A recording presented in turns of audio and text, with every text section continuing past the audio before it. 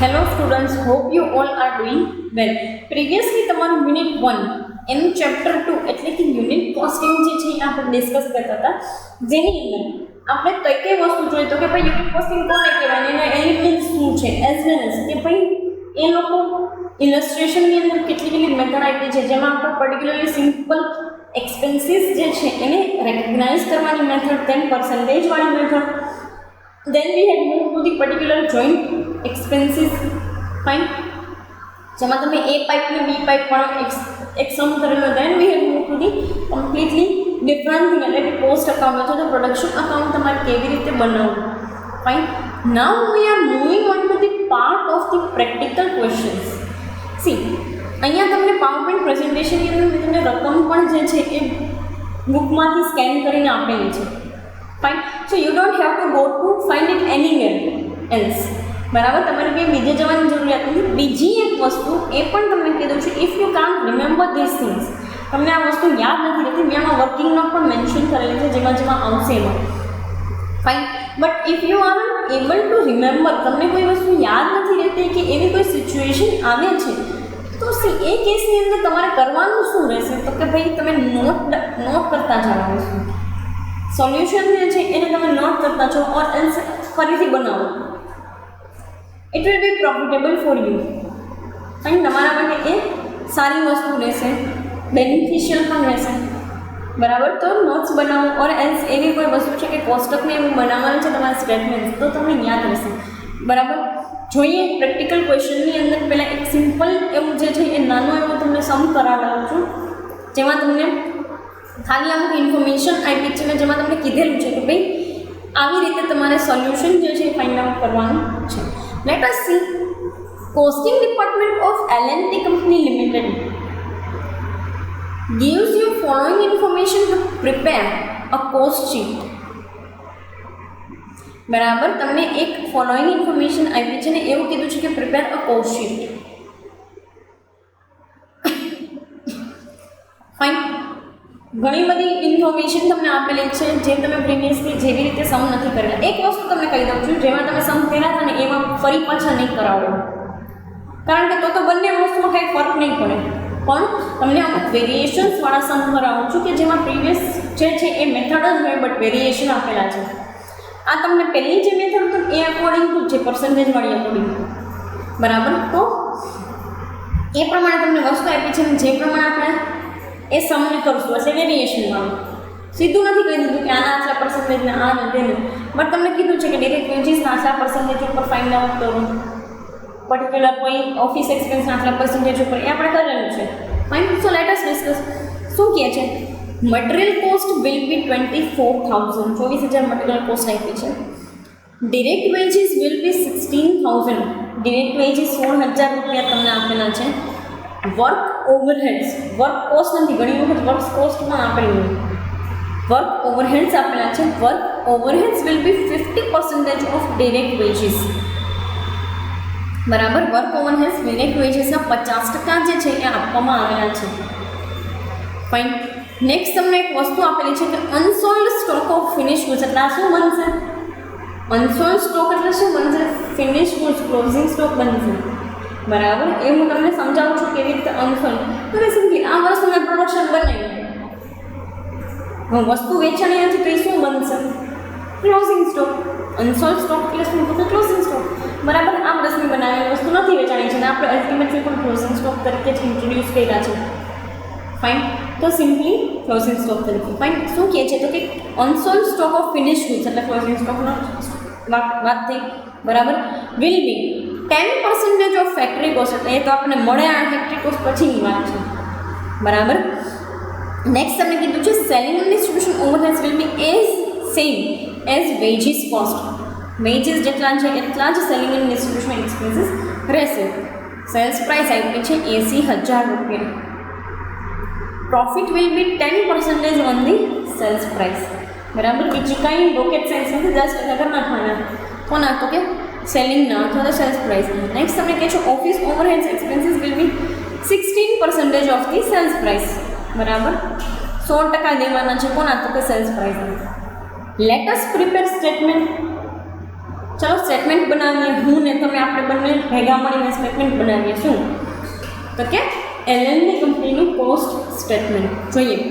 First તો આપણે material cost જ લખશું તો કે હા જોઈએ cost sheet of L&T company limited. સૌથી પહેલું મટીરિયલ કોસ્ટ કેટલા 24,000. આગળ કંઈ આપ્યું છે મટીરિયલમાં રો મટીરિયલનું કંઈ પણ કે ડબલ્યુ આપ્યું કે પરચેસ ના કાંઈ નથી તો સીધું material cost plus direct veggies આપ્યા છે તો કે યસ ડિરેક્ટ વેજીસ 16,000 ક્યાં તો કે અહીંયા લખશું plus direct veggies 16,000. Prime cost કેટલી મળી 40,000. બેનો ટોટલ મારો 24 ને 16 40,000 રૂપીસ તમને પ્રાઇમ કોસ્ટ મળેલી છે. હવે નેક્સ્ટ આપણે જોવાનું છે વર્ક ઓવરહેડ્સ. વર્ક ઓવરહેડ્સ તમને કીધા કે 50% છે ને ડિરેક્ટ વેજીસના 50% વર્ક ઓવરહેડ દેવાના છે તો ચાલો દઈ દઈએ શું વાંધો છે. વર્ક ઓવરહેડ્સ આપ્યા છે તમને કે ના વેજીસ છે તો કે હા કેટલા છે તો કે 16,000 રૂપિયા એના 50% એટલે છે ને આમ 16,000 પછી ગુણ્યા 50% એવું કરવા ન બેસે નોર્મલ છે સોના બે ભાગ કરીએ ને તો 50-50 બને તો 16,000 ભાગ્યા 2 કરી નાખવાના છે કેટલા આવે 8,000 બરાબર. હજી પણ તમને એક વસ્તુ કહી દઉં છું કે આ તમારી જે કેલ્ક્યુલેટરનું મથવાની આદત છે ને એ કાઢી નાખો એટલે જ તમારા ટાઈમ ઘટે છે એક્ઝામિનેશનની અંદર. કેલ્ક્યુલેટરને નો મથો થોડુંક મગજથી વિચારો સીધી વસ્તુ છે 50% કીધું તો અડધો જ કરવાનું છે તો 16 ના 8,000 થઈ ગયું fine. So plus work overheads 50% of veggies direct veggies કેટલા આવ્યા 8,000. હવે એનો ટોટલ માર્ક દો 40 પ્લસ 8 તો 48,000. આ તમને શું મળ્યું ફેક્ટરી કોસ્ટ જેનો યુઝ આપણે કરશું ક્લોઝિંગ સ્ટોકની અંદર જે અહીંયા તમને કીધું છે કે unsold stock of finish goods will be 10% of factory cost. Fine તો ફેક્ટરી કોસ્ટ આપણને મળી છે 48,000 રૂપિયા. ઓફિસ એક્સપેન્સીસ આપ્યા છે તો કે યસ શું તો કે 16% આપ્યા છે મેડમ સેલ્સ પ્રાઇસમાં તો એ પણ લઈ લઈએ. ચલો સેલ્સ પ્રાઇસ કેટલી છે 80,000 રૂપિયા એના 100% તો 80,000ના 16% કરીએ એટલે 12,800 બરાબર 12,800 ને ફરી પાછા અહીંયા મૂકીએ એડ કરીને 48,000માં તો અહીંયા આવશે 60,800 બરાબર. હવે આપણે અહીંયા ક્લોઝિંગ સ્ટોકની ટ્રીટમેન્ટ આપવાની રહેશે બરાબર.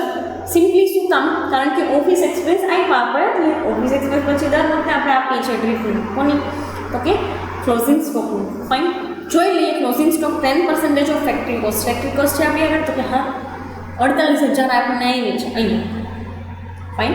એના 10% તો સિમ્પલી 10 કાઢી નાખો તો 4800 રૂપિયા શું થયો તો કે તમારો ક્લોઝિંગ સ્ટોક ફિનિશ ગુડ્સ બરાબર. ફિનિશ ગુડ્સને જે કાંઈ પણ ક્લોઝિંગ સ્ટોક છે તમારો બહેનો 4,800 રૂપિયા. સિમ્પલી ફરી પાછું આમાંથી આ બાદ કરી દો તો મળ્યા તમને કેટલા તો કે 56,000.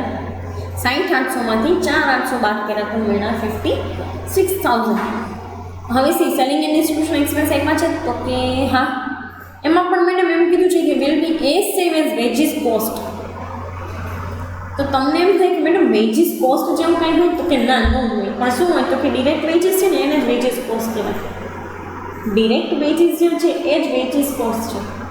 ફાઇન વેજીસ કોસ્ટ કંઈ અલગથી ન હોય એવી કોઈ કોસ્ટ નથી બટ વેજ માટે વેજીસ પે કરવા માટે લાગતા પૈસા એને આ લોકો વેજીસ કોસ્ટ કહે છે. ફાઇન. સો સિમ્પલી કયા મહિનાની અંદર તો કે selling and distribution expense same as wages cost તો 16,000ના 16,000 અહીંયા લખી નાખવાનું. કાંઈ રોકેટ સાયન્સ કરવાનું નહીં બહુ વધારે પડતો મગજનો યુઝ પણ કરવાનો નહીં. સિમ્પલ છે બહુ વસ્તુ ગોતવા નહીં બેસવાનું કે આ મેં ડિરેક્ટ વેજીસ આપ્યા છે હા વેજીસ કોસ્ટના જેટલા તો કે 16,000 સિમ્પલી એની કિંમત 16,000 વાત થઈ પૂરી. ટોટલ કોસ્ટ તમને મળી 56 પ્લસ 16,000 72,000. હવે તમને પ્રોફિટ કાંઈ કીધું છે તો કે ના but you have to find out profit તો કે હા કેટલા આપ્યા છે તો કે profit will be 10% of sales price. 80,000ના કેટલા તો કે 10% જે છે એ તમારે કરવાના છે. 80,000 તમારી સેલ્સ પ્રાઇસ છે તો કે ડન એના તમારા 10% જે છે એ કરવાના રહેશે. ફાઇન. સો સી એ મહિનાની અંદર તમને આપણું છે 80,000 ઇન્ટુ 10% તો પર્ટિક્યુલરલી 8,000. ફાઇન ડન છે તો કે હા 72,000 પ્લસ 8,000 તો 80,000 તમને પ્રોફિટ મળી ગયો છે. સી ઘણી વખત છે ને તમને આ 10% ઓન સેલ્સ પ્રાઇસની બદલે 10% ઓન કોસ્ટ પણ કીધું હોય. ઘણી વખત એવું પણ કીધું હોય કે કોસ્ટની સામે ઇન્ક્રીઝ ડિક્રીઝ મેઝર કરો કેટલા પર્સન્ટેજ વધ્યું કેટલા પર્સન્ટેજ ઘટ્યું તો સી એ અકોર્ડિંગ ટુ તમારી ટ્રીટમેન્ટ આપવાની હોય છે. પર્ટિક્યુલર આ સેશનની અંદર આપણે એક પ્રેક્ટિકલ ક્વેશ્ચન જે છે એ ડિસ્કસ કર્યો કયો તો કે L&T ડિપાર્ટમેન્ટનું તમને ઇન્ફોર્મેશન આપી દઈશ જેમાં તમારે પર્સન્ટેજ ઉપરથી દરેક કોસ્ટ અને દરેક એક્સપેન્સીસ ફાઇન્ડ આઉટ કરવાના હતા. એ વસ્તુ આપણે ફાઇન્ડ આઉટ કરી. બરાબર, અત્યારે અહીંયા સુધી રાખીએ. કમિંગ સેશનની અંદર ફરી પાછા જે કંઈ પણ છે એ આપણે જે કંઈ પણ પ્રેક્ટિકલ ક્વેશ્ચન્સ ડિસ્કસ કરશું. Thank you so much.